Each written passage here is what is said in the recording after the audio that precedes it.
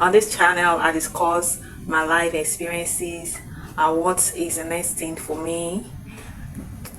I use this medium to encourage middle-aged women and men alike. So as per the topic of this video, relocating at 46, is it advisable?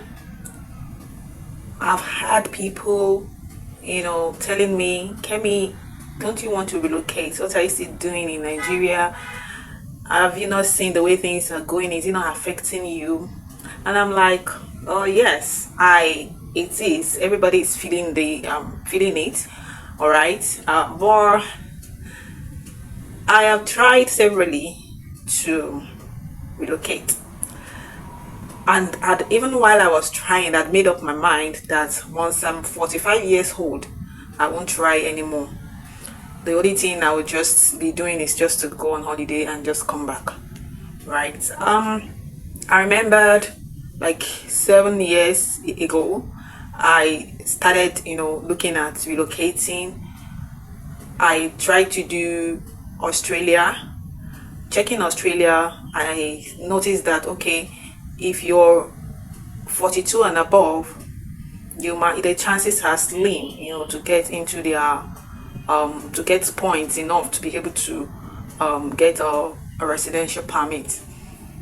So I decided to look into Canada, and I started looking at Canada. I saw that, okay, Canada is still a bit, the age requirement to get into Canada is still extended a bit, at least at 45. 45 is actually like the maximum, though the best years of someone's age to really move is when you're younger, maybe like you're in your between 25 and 35.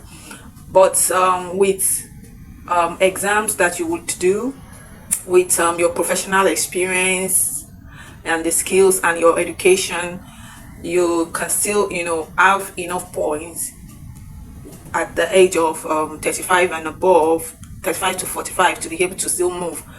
So I'd always have it at the back of my mind that once I try this thing and it works out for me before 45, then I would relocate. But if it doesn't work out before I'm 45, then I will just stay in my country.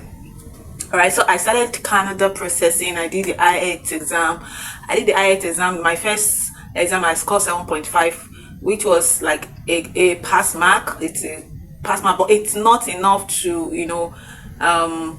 it was enough to get me into the pool, the express entry pool, but it wasn't enough to get me the kind of points that I really need to be able to get selected. So I got into the pool, and I still wrote the exam again, still trying to get more points, but I just couldn't get past 7.5, right? So, and based on my educational background is good.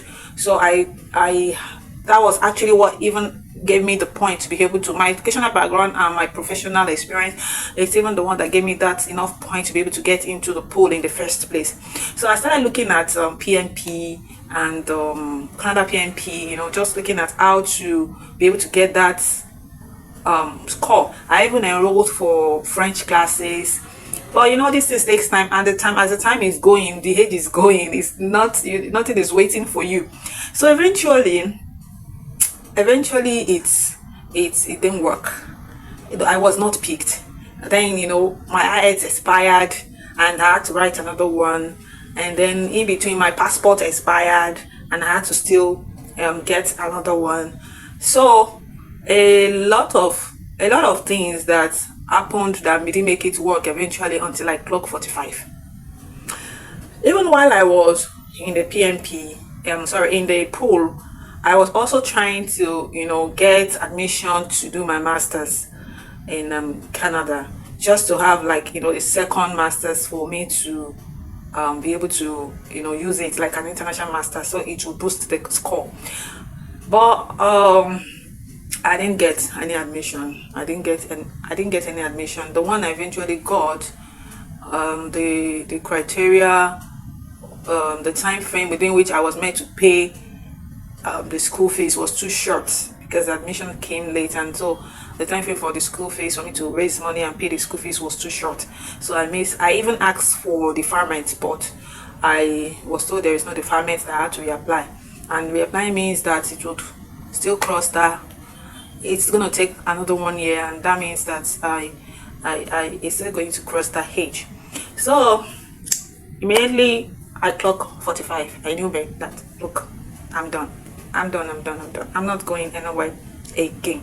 I'm going to stay back. I'm going to look at what can work for me here, right? So now people still say, oh, you can come to UK, you can come to, you can still come to Canada and do what's that thing now? Come and claim refugee asylum. And I just looked at it. I said, this one is suffer. You people want me to come and suffer? You want me to go and suffer?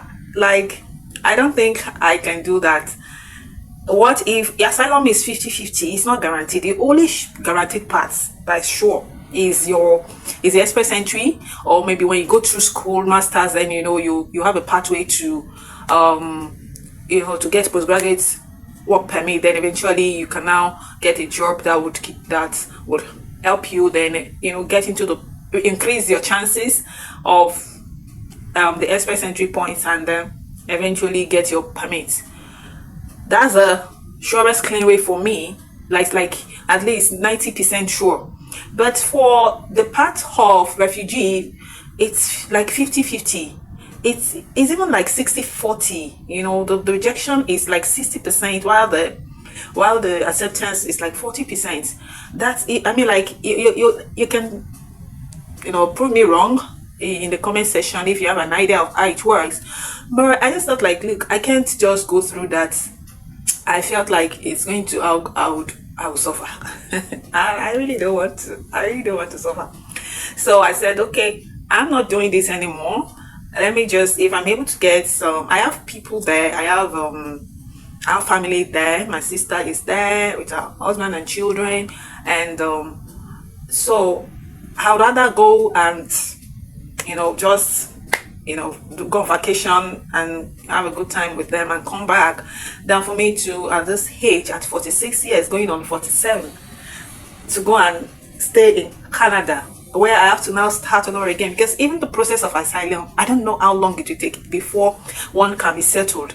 So is it when I'm like, if I'm 46, okay, let's say I'm 46 now, and by the time I will be settling down in Canada, I will give myself another 5 to 7 years or even more. Then when I should be near retirement age of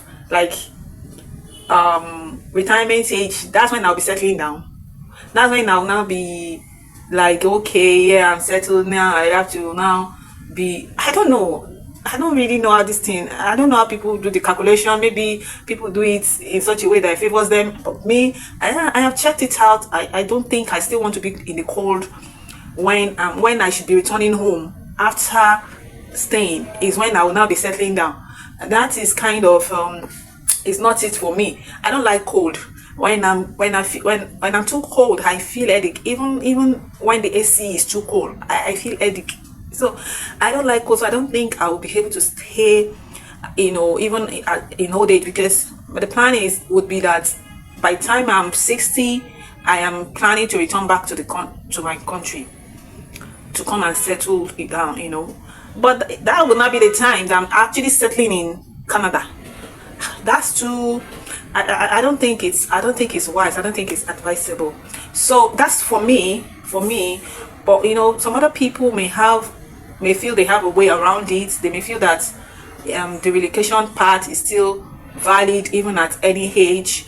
But for me, I don't think I would want to do that.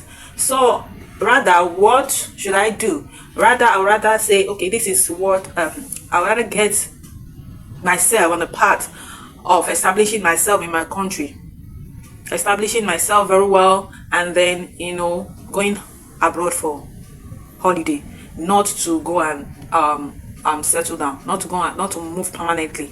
I would rather just stay in my country, build up what I have in my hands right now, and then hope for the best. Because I've even gone through some YouTube videos of people trying to jackpata. Like they are even asking, they've been there for years in the, maybe some have gone since when they were like 25, 26, and they've been there. So they have their investments, they have everything in place. They have actually put a lot in place for them to be able to say, okay, they are coming back to come and, you know, settle down in Nigeria at age 50, at age 55, 60. I think that should be how it should. That is how it should be, not the other way around. That is, it's when you are much older that you would now want to say you want to go there and go and suffer. Okay, let me not continue to use the word suffer, because some people may have it mapped out, but I just feel that's the way I feel though. But so anyway, that's about it. And what do you think? Is it advisable? Is it advisable to relocate at age 46, going on 47, or would you rather stay and continue to build what you're building in your country? All right, let me know your opinion in the comment section. Thank you for watching.